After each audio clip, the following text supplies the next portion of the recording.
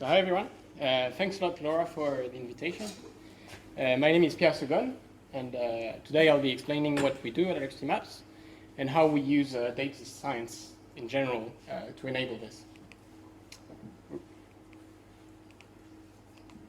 So briefly, I was originally educated in France, doing a Master's of General Engineering before coming to Denmark for a Master's in Applied Mathematics at DTU. And I joined Electricity Maps in 2020, originally as a student assistant, then transitioned to a full-time data scientist last year when I finished my, my degree with an original focus on using modeling to do imputation of missing values and forecasting, and then moved on at the beginning of the year to also take on the technical leadership of the team that is responsible for making sure that the data that we have comes through. So to start from the start, Electricity Map was originally created because we wanted to use data for climate action. And so climate change, I'm not going to teach you anything, I hope, is caused by us burning a lot of fossil fuels to power our everyday activities. And so if we want to stop climate change, we'll have to stop burning all these fossil fuels. And that's going to be a bit tricky. This graph illustrates why. It's a representation of the world's energy, the world's energy supply as a function of time for different types of fuels. And you can see that up to today, the vast majority of the fuel that we use to power the world comes from fossil fuels. So if we want to stop burning these fossil fuels, we'll have to reinvent a lot of what we do. And that gives, it's a big thing we have to do. And just to give an idea of the scale of this enterprise, this is a picture of one of the biggest machines that humankind has built, which is a coal excavator in a pit mine for mining coal in Germany. And you can see that there's another one, there's like 10 of them. So that just gives an idea of the scale of the infrastructure we've built to mine, process, and burn fossil fuels to power the entire world. But luckily, we have a solution for this. It's electrification. So by electrifying heating, transport, all the industrial processes, we have a way to actually decarbonize the whole of our energy supply. Problem is that creates a huge dependency on generating that electricity from clean sources, meaning sources that don't emit carbon. And that's a challenge of a generation.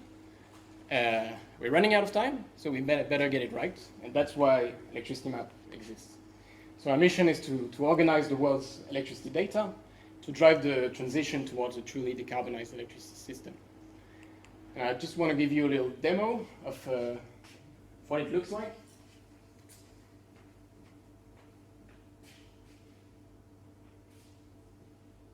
That's not very practical.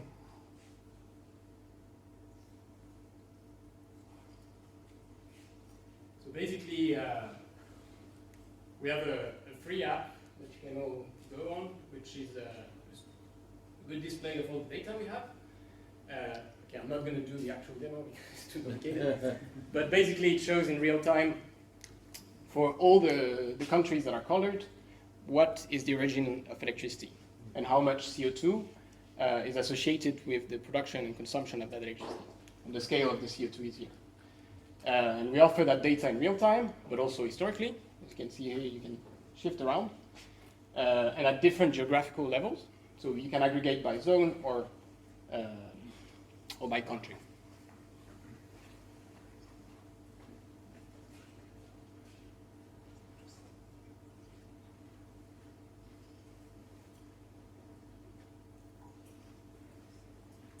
So to go back to the presentation, the app I just showed you is a very good storefront for what we're doing. It has a lot of users, about 25,000 daily active users that come from all across the world with very different backgrounds, coming from just regular people that are curious, to enthusiasts, to experts, to policymakers. And we also have most of this which is open source. So the whole core of electricity maps is open source, and it makes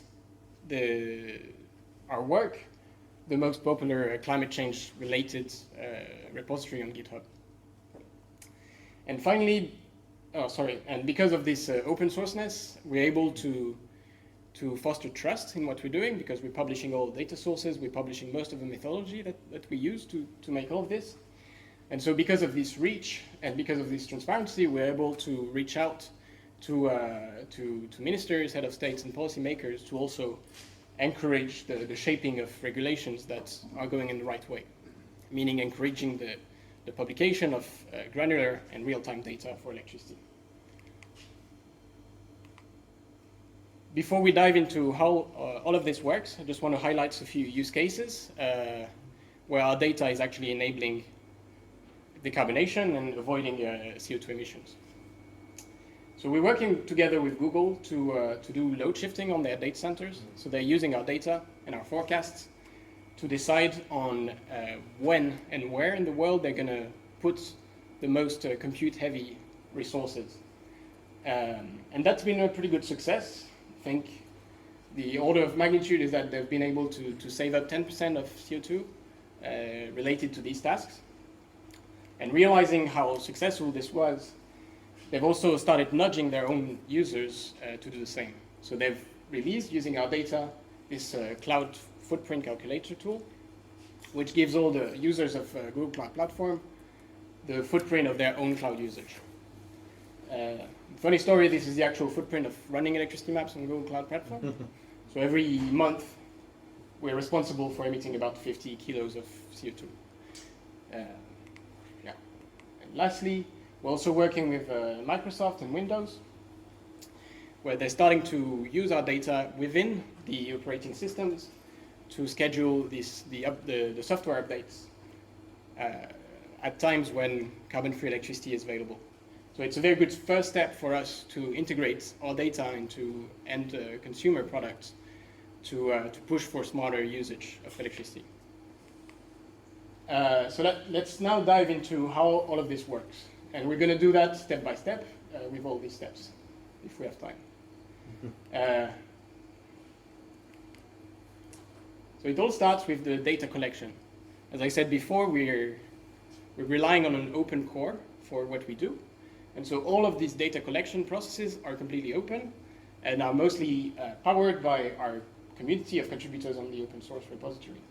So there's about 100 plus parsers that are running every 5 minutes constantly that are trying to access publicly available data about electricity in the entire world.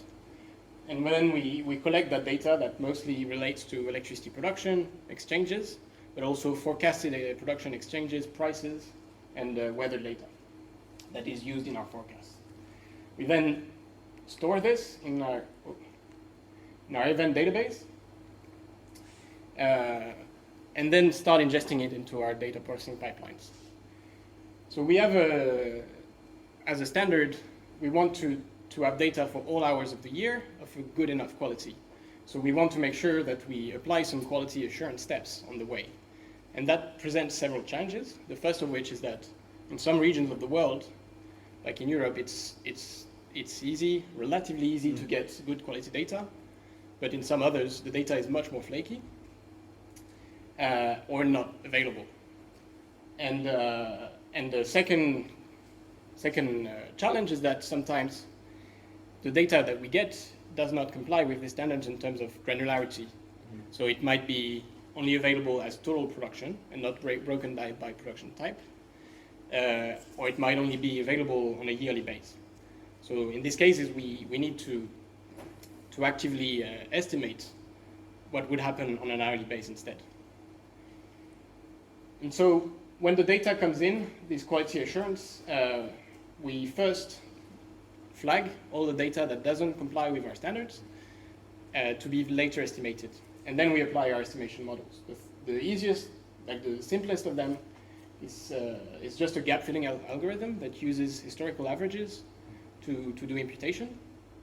But when we have cases of zones where the data is a bit lesser quality, then we have to build custom models for these zones. I'm going to give an example. of what happens when we only have yearly breakdowns. So if we're able to scrape total production for a zone,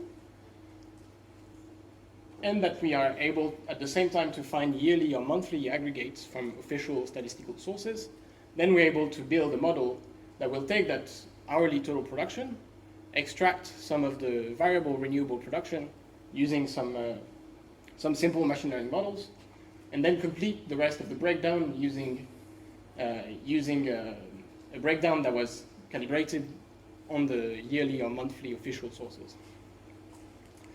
And a typical example is what we did for Korea. So we started with this, which is the yearly average that we get from the Statistical Bureau, which just tells us that there is gas, solar, coal, etc. And then we apply this model to get a realistic hourly decomposition of the electricity. The second, so when we have validated our data and that it's of good enough quality, we then send it off to what we call the flow tracing part of the pipeline. And the goal here is to compute the origin of electricity in any of these zones. And the challenge is that all of these zones are interconnected. So to compute the electricity, the consumption of electricity in Denmark, you also have to look at what is going on in the rest of Europe. And we're going to have a look into that. So let's start with very simple. We want to get the electricity consumption in Spain. But the problem is that Spain imports from France. So now we need to also know what is the electricity production in France. But France, in turn, imports from the UK, Belgium, and Germany, and so on and so on. So shortly said, we soon have to figure out what's going on in the entire grid at the same time. And that's what the flow tracing algorithm does. So the goal, as I said before, is to compute the origin of electricity, and we do that using two simple rules.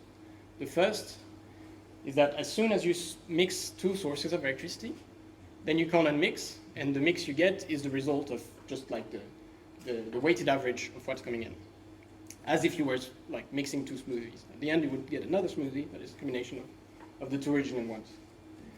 And the second one is that as soon as you connect a new zone through an interconnector to the rest of the grid of the connected zone, the whole grid is affected, and you have to recompute everything, basically. So how does it work in practice? We have to start with the very basic law of conservation of energy and carbon, basically. So for determining the amount of power consumed, you have to look at how much is being produced in a zone, how much it imports, and how much it exports. And this must be verified at all times. Same for carbon. All the carbon resulting from consumption in one zone must come from the carbon produced, the carbon imported, minus the carbon exported. And when you look at what appears in carbon when you decompose it as the production multiplied by the intensity of that production, then you can see that you have an equation where the unknown, the carbon intensity, appears related to the unknown in other zones. And so if you then rearrange all of these equations for all zones at once, you end up with a linear system that can be rearranged as just a matrix multiplications equal to vector. And that's easy enough to solve. And that just gives us at the end the origin of electricity. So this is what we had this morning in eastern Denmark, in Sjælland. You can see that the carbon intensity of the electricity fluctuates quite a lot, and that in the origin of electricity, you see the exchanges appear. And you typically see that that the times, for example, here, that are very carbon intensive are related to times where Denmark was importing electricity from Germany, which has a much dirtier grid than Denmark.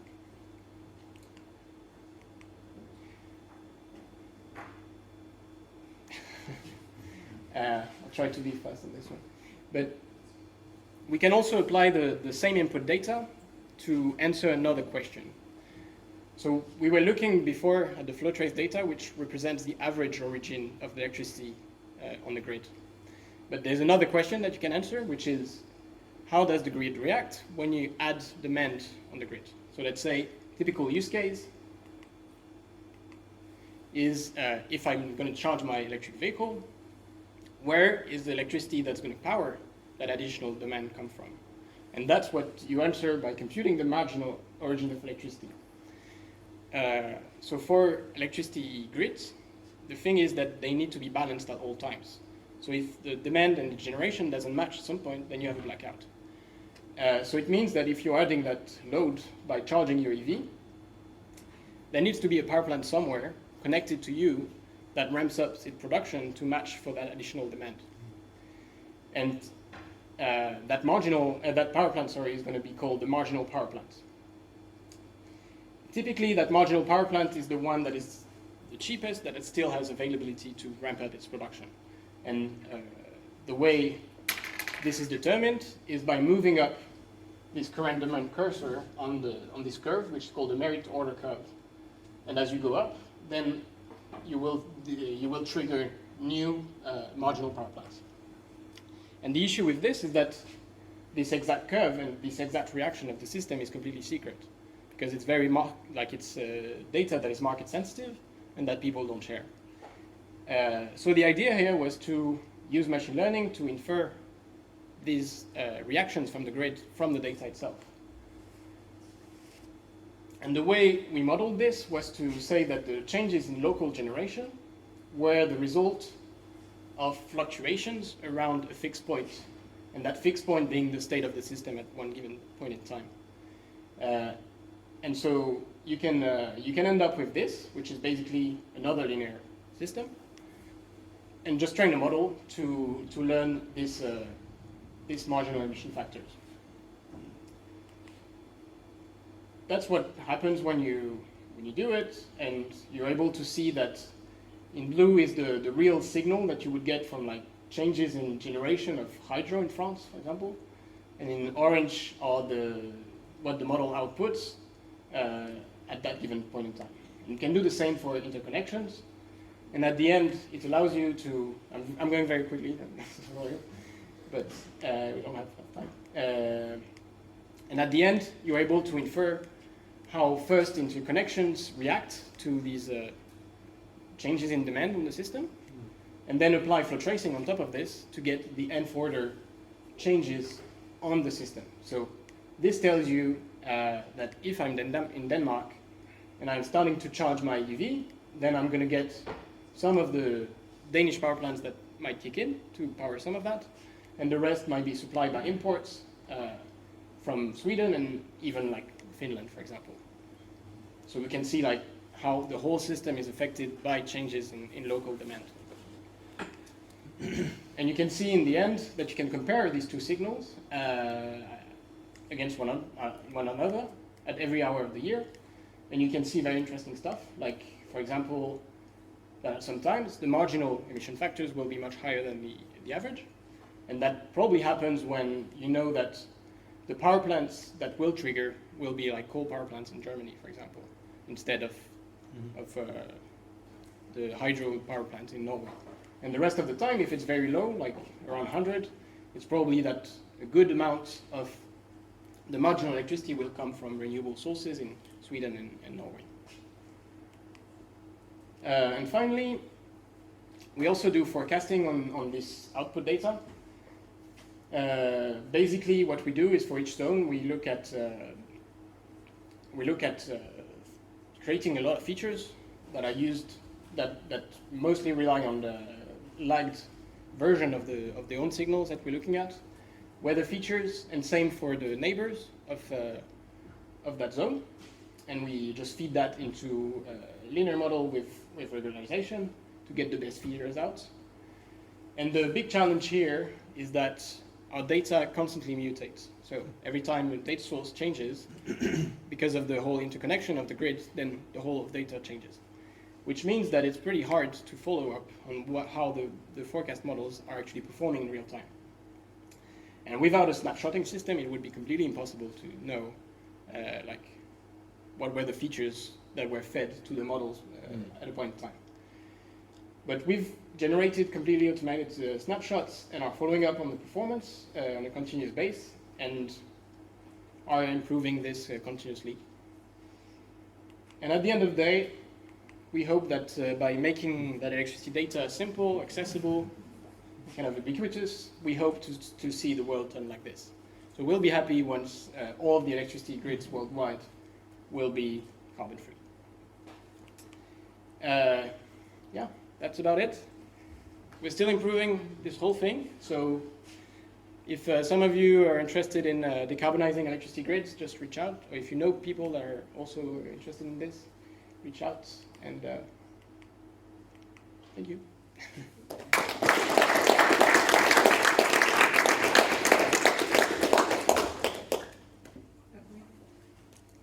Any questions? Yeah.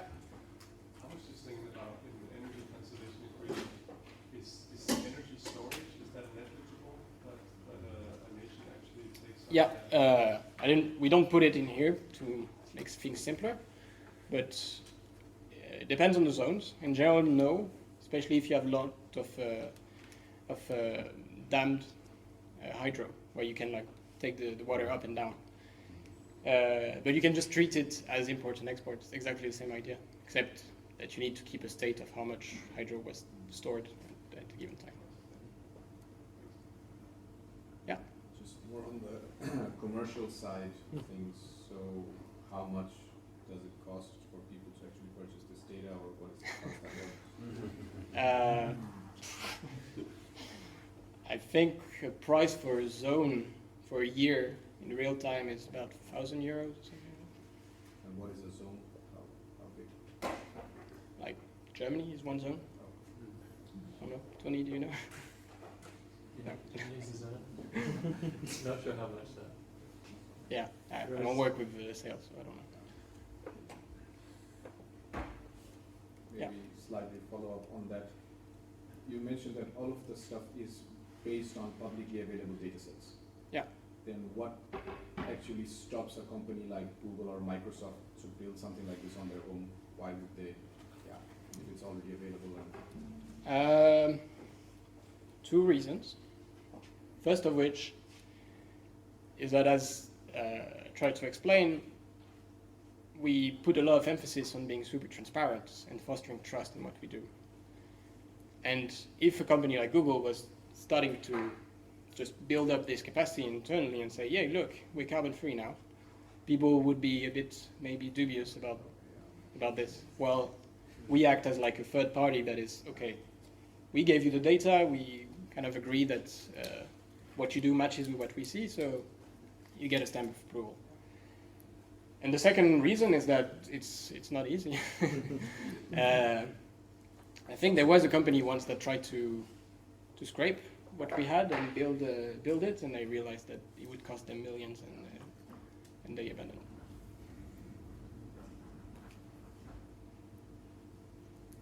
Yeah. No, just out of curiosity, like you said, like the whole grid is interconnected. Does that also mean that, for instance, let's say that you have some windmills here and they're generating a surplus of power. Like, could that go all the way to Spain, for instance, or? Yeah. Okay. Cool. I mean, it gets diluted by the amount that is being exported. Mm. So you would find traces of the electricity probably in Spain, but it would be very small, because what would get, like, imagine if it's wind coming from Denmark, then it gets to Germany, then it's diluted within the entire German mix. Mm. So it's diluted by a factor like 20 or 30 or even more. Then same thing in France. And then it finally gets to Spain, it wouldn't be much left. Mm. But technically, yeah.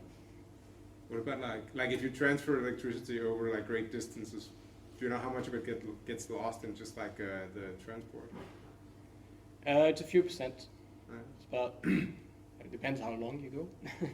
And it depends the technology you're using for transporting, but it's a few percent. Mm. The EU have established, broken down Europe into regions, Yeah. zone areas, right? So RCCs. So there's a Nordic RCC where we exchange, or looking to load balance the grid across the Nordic, and the same with other European zones. So it could be worthwhile reaching out to them. It's a Nordic RCC.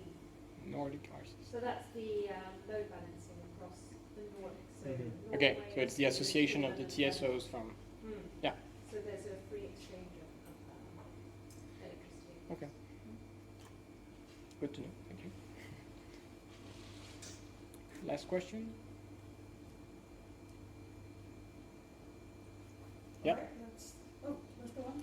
Yeah, could you recap how you went from low resolution to high resolution of your real-world data? You said you got hourly data, but that was not sufficient. Yeah. So what we get from the data source is the total production at a given hour. But it doesn't tell us there was that much that was produced from coal, there was that much that was produced from nuclear, and there was that much that was produced from solar.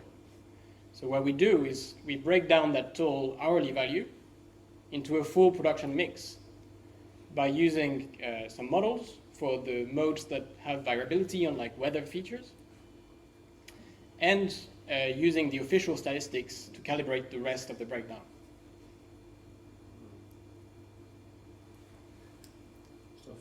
It make sense? Yeah. Thank you. All right, thank you very much.